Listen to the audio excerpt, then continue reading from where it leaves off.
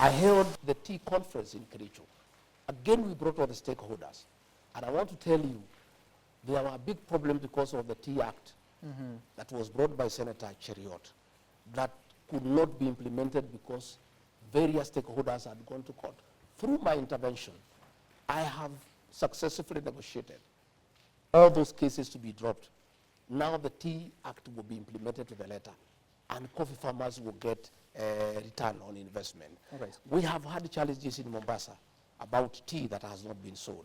I found some leaders here going to incite people in the Mount Kenya region that tea has not been sold in Mombasa because Rigathi Gachagua has failed.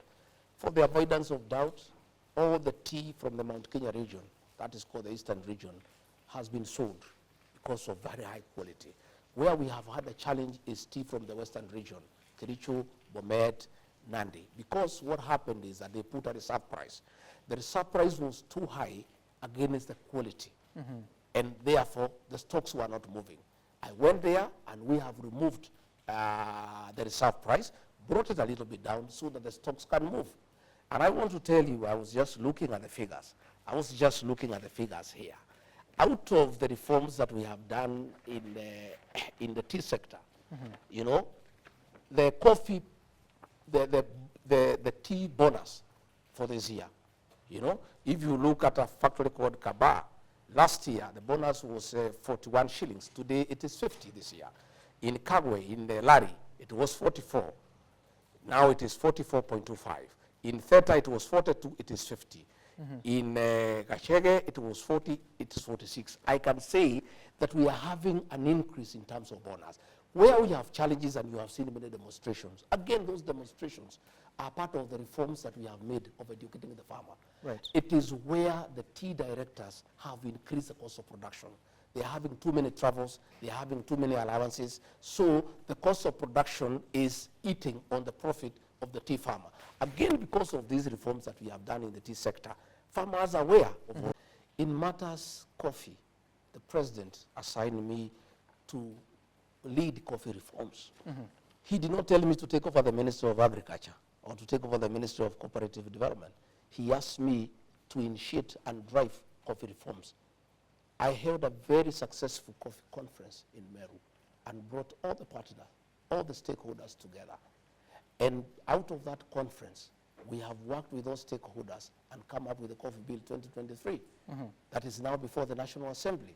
In that bill, we have recommended the re-establishment of the Coffee Board of Kenya to market coffee for farmers so that they can get away from private entrepreneurs. We have recommended the revival of the Coffee Research Foundation so that we can work on variety and disease-resistant varieties. And we have come up with a direct sales settlement where farmers sell their coffee directly and receive their proceeds directly. Under my watch, we have reopened the Nairobi Coffee Exchange, and auctions are taking place every week.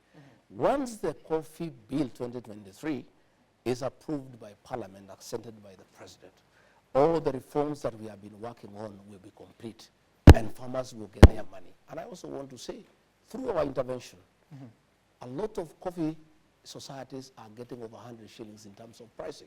Where we have challenges. That's per kilo? Yeah, per kilo.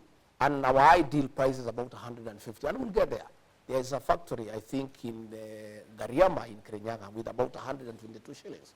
And I want to assure you that once we have another bill before Parliament, the Cooperative Bill of 2023, to deal with the governance and integrity issues around cooperative societies.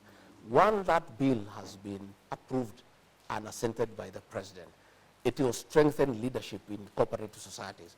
Where you see a lot of demonstrations, it has nothing to do with the pricing. It has a lot to do with the mismanagement of coffee farmers' earnings by wrong officials. The Cooperative Bill of 2023 will address that. And that is why people must know. I've seen some politicians trying to attack me about coffee. Where they come from, they don't even have coffee. They don't understand coffee. I was educated with the coffee proceeds myself. And I know once this bill becomes law, and I'll assist in the implementation of that law, farmers will be very happy. But I want to tell people, the fact that I was overseeing coffee reforms did not make me the CS for agriculture or for cooperative development. The day-to-day running of the coffee subsector in terms of production, in terms of yield, in terms of quality, belongs to the Ministry of Agriculture. The day-to-day running of marketing coffee, overseeing the cooperative societies, that docket is in the State Department of Cooperatives. Okay. What I'm doing is overseeing reforms.